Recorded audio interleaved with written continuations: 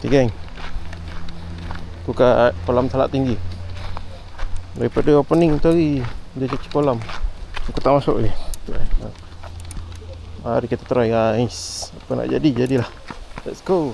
Mari guys, tengok apa nak jadi. Mari go. Kiri ke duduk kanan? Kiri ke kanan? Kiri ke kanan? Kiri ke kanan? Kanan ke kiri? Duduk kanan lah.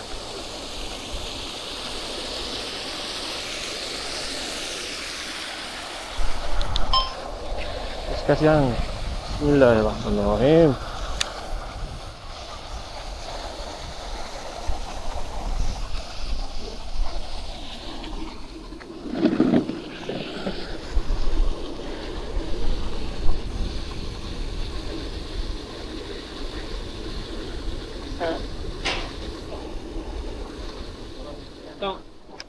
Oh. Okey tak? Ada? Adi awak dapat tekor. Oh lama. Awak pakai apa? Bawa lesen.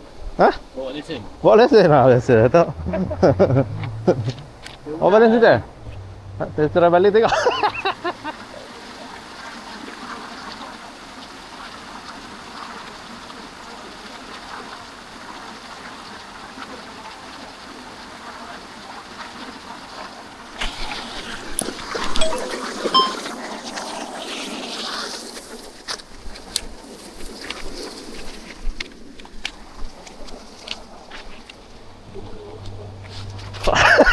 Pancing apa ni?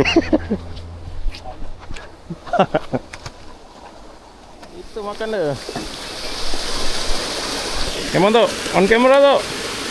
Mantap. Itu macam tu. Nice.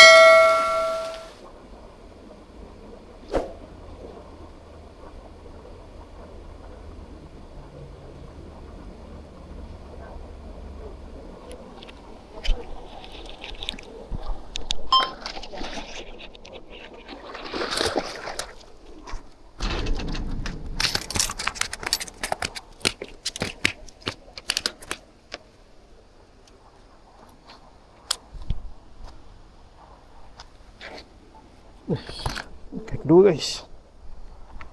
Sekejap lah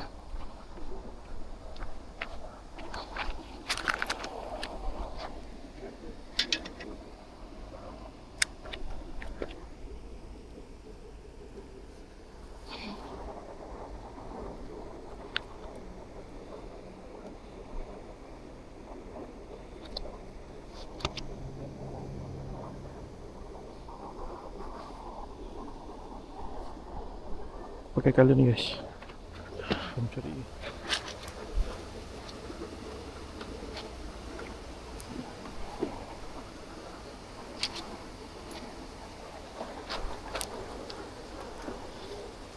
Nak. Guys, 2 ekor je guys. Jom balik. Cendut.